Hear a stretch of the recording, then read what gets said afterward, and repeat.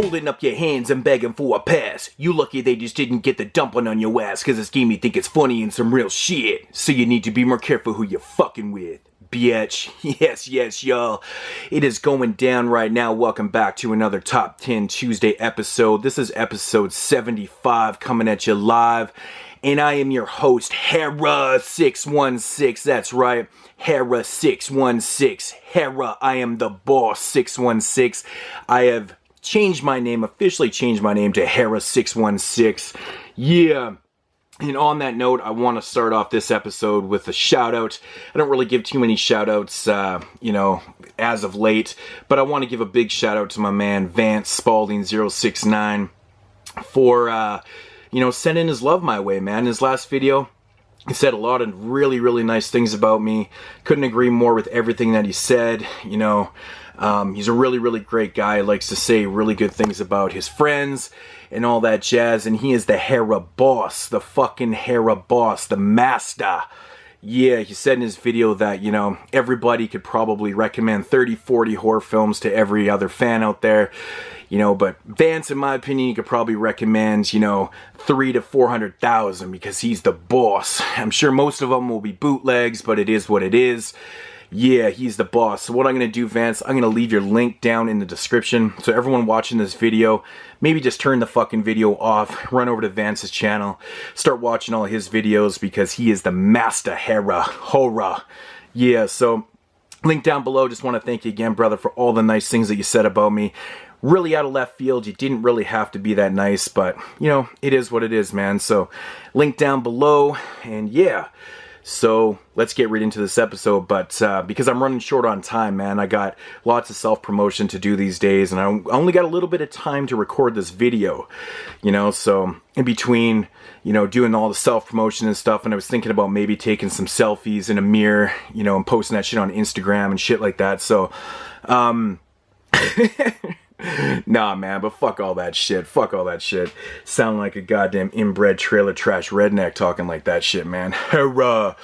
But yeah, anyways, guys, let's get right into this episode. Episode 75, we're going to be talking about our top 10 favorite Hera franchises. That's right, Hera franchises. Yeah, man, this list was hard as fuck to do, to be honest, man. I really broke it down, and I found a shitload of franchises that would make my top 10 list. It's crazy how many good franchises there is out there. There's a lot of shitty ones, don't get me wrong, but, without further ado, man, let's get right into this top 10. In at number 10 is the Final Destination series. Sorry about the glare here. Of course, here's number 1, 2, 3, 4, and 5. Now, this one makes my top 10 because this one literally has a good percentage of good films. Now, 4 out of the 5 films in this franchise I find to be very entertaining. Part 1 through 3 are pretty good. The downfall is the Final Destination Part 4, really shitty film, but I think they saved their grace with Part 5.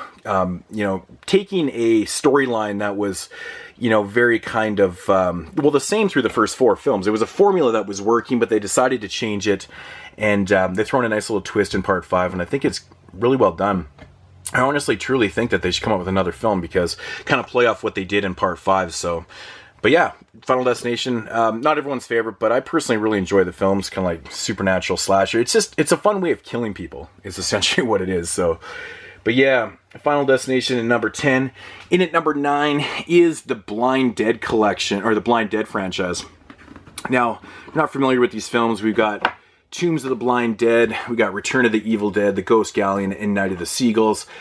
These are fantastic, kind of underrated films in a way. Not really a lot of people even consider these films to be, to be good enough to be like a top 10 franchise list or whatever, because they're kind of overlooked in a sense, but really amazing stuff, man. Really good Spanish stuff. Love the premise. I love how these films are developed, like the way the zombies are and shit like that. Definitely give these a shot, man. If you were curious on them, definitely give them a shot. Really fun stuff.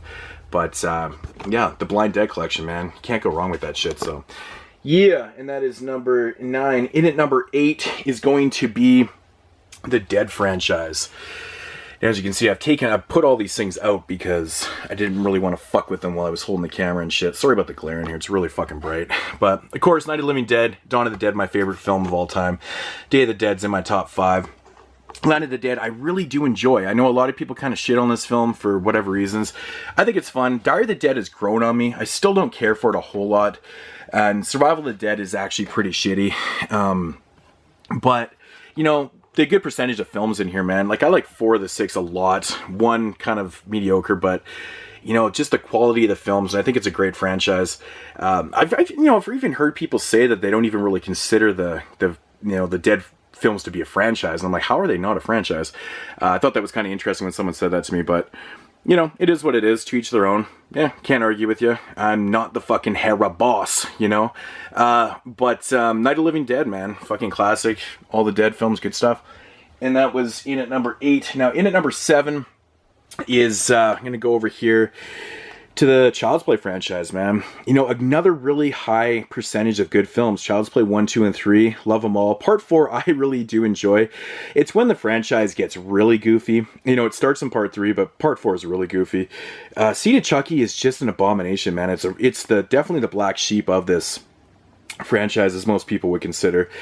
And, of course, Curse of Chucky is a really nice rebound into a franchise. You know, years and years later, they came out with this film, and it really did work. It was good.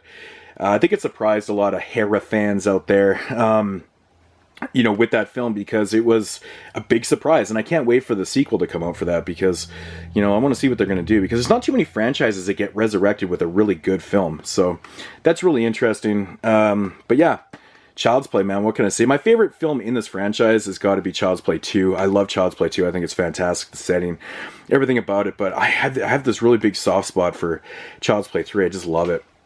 Something about that film, really, really great stuff. But yeah, Child's Play franchise. Not really a whole lot more to say about them. In at number 6 is the Halloween franchise. And I know people are probably just screaming, going, really, the Halloween franchise number 6? But it's just the way it goes down for me. I'll explain. I didn't... well, I guess I kind of explained how I did this list, but I kind of did it in percentages, you know, films and stuff. I like the Halloween franchise. I just don't like it as much as other people. I'm a really big fan of the first 4 films. Now, the first 4 films, in my opinion, are really, really fantastic. And, you know, the latter 4 in the original franchise, I can do without, to be honest. Part 5, I don't think it's that great. 6 is kind of on the same level for me. I think H2O is a little overrated. And Resurrection, I think, is just an abomination. But I'm not going to sit here and defend Halloween, or Rob Zombie's Halloween 2, because it is what it is. I've talked about that film to death over the years, defended it. I think I've talked about it so much, I've almost convinced myself that I do like it. But, you know, with 10 films, I really do like 5 of the 10 films. You know, half the franchise is very watchable to me. But yeah, I just think some of the films get way too much praise for what they are. But, you know, to each their own. I know there's a lot of Halloween fans out there that, you know, it's their favorite franchise by far. And I totally respect that 100%. I think that's fantastic if you like it. But, you know, it's great stuff. Halloween, obviously my favorite film in this franchise is the original Halloween. I love Halloween, so great. Halloween 3, man, just such a good film. I mean, it's not a good film, it's a fun film, I should say. But, yeah, that was number 6. In at number 5 is going to be the Texas Chainsaw Massacre franchise. Now I'm going to get down on my knees here, you know, gobble, gobble, Hera. But yeah, Texas Chainsaw. I brought out both the editions of Texas Chainsaw 2 because I just want to get people's opinion on if you've compared both of these editions. I just want you to leave comments down below and just let me know which one you like better. You know, the Arrow edition or the Scream Factory edition. So I'm just curious because honestly, I'm not really a big fan of either of these cover arts. I don't mind the Arrow one. You know, they're kind of on the same level to me now when I look at them side by side. But I don't know. As feature-wise, I do kind of like this because it does have Tobe Hooper's short films. I think it's kind of cool. But anyways, continue along. Leatherface 3, Part 3, Chainsaw 4, which is just totally the black sheep of the franchise. It's just a terrible, terrible film. The remake, which I do like. I love the beginning, the prequel. And of course, Texas Chainsaw 3D, which, you know, I'm always on the fence about it. I don't really hate the film. I don't love it like some people, but I do like it, man. It's a good franchise. I think it's a very, very solid franchise. It definitely has more hits than misses in it. And, you know, it's a fun franchise to watch, to be honest. The films are kind of all over the place in a way. It's a messy franchise, kind of like Halloween in a sense, but good stuff, though. TCM. In at number 5. In at number 4, we're going to go over here to the Friday the 13th franchise. Now, what can I say about Friday the 13th, man? It's just what hasn't said done before. I love it, man. It's a great franchise. The only films in this one I don't really care for are Part 9 and 10. I think Part 9 is just, it's hard to watch. And the funny thing about Part 9 in this box set, too, it's actually the R-rated version. It's not even the cut or the uncut version, which I don't know why they did that, but doesn't really matter. I don't really watch it anyways. And Part 10 is just an abomination. It's just terrible, but... You know, my favorite film in this franchise is always Part 4, but over the last few years, I've been really kind of debating that maybe Part 3 or Part 6 is. I don't know, but I love 2, 3, 4, and 6 are my favorite films by far in this franchise for sequels. And, but yeah, Friday the 13th, what can you say about it, man? It's great stuff. Not really the hugest fan of the remake of this either, but really high percentage of films that I like in this, so that's why it's so high on the list. But yeah, Friday the 13th, and number 4. In at number 3 is the Psycho franchise. Man, I love me some Psycho films, man. I even like Part 4 and the Bates Motel film. Bates Motel is a weird, strange oddity of a film that really isn't great. It's actually quite shitty, but it's fun. There's something about it. It has this really, really domestic, oddball charm about it. It's strange. I don't know. But yeah. Psycho, classic film. I love Psycho 2. Now, Psycho 3, in my opinion, I know a lot of people kind of overlook it, but I really like this film, and I think it's interesting because if you watch the documentary on Psycho, the Psycho films, and they talk about when Anthony Perkins, you know, decided to go behind the camera and direct this film, he put some pretty interesting things into this film. There's a lot of like interesting transitions and things that he threw into the film. And you have to, you know, honestly, they're hard to catch. And if you watch the documentary, they point them out and you're like, damn, that's really cool and effective. So knowing those things, it really kind of adds a flavor to the Part 3. But I really love all these films. I don't think any of them are shitty. It's pretty much a perfect franchise, except for, you know, as you can see, there's a blank spot here where the remake would go. I actually don't own the remake because I hate that movie, man. I fucking hate the remake. I saw it in the theaters when I was younger, back when it came out in 98 or whatever, and I hated it so much. But it is what it is, Psycho. Love it. That was number 3. And at number 2 is the Phantasm franchise. Now, I'm a little worried with Part 5 coming out. I'm excited for it, but I really don't want it to suck because I'm such a huge fan of Phantasm. It's one of the only franchises that has like 100% kill ratio for me, which is, you know, good film ratio. Absolutely love Phantasm. It's just fantastic. I mean, what can I say, man? You know, Phantasm just like it has this weird dreamlike quality. Phantasm 2 is just an amazing kind of road horror type deal.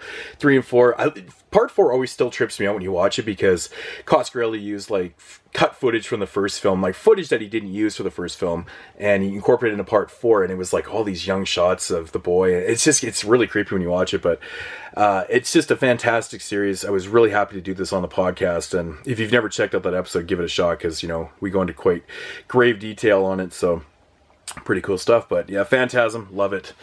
That was number 2, and of course, in at number 1 is going to be, I don't even know where I put it. Here it is. Nightmare on Elm Street franchise. I just grabbed the Blu-ray box set. I could have grabbed the DVD one, which I like way, way better, but it is way in the fucking corner up in there, and I'm just not grabbing that shit right now. But yeah, Nightmare on Elm Street, what can I say?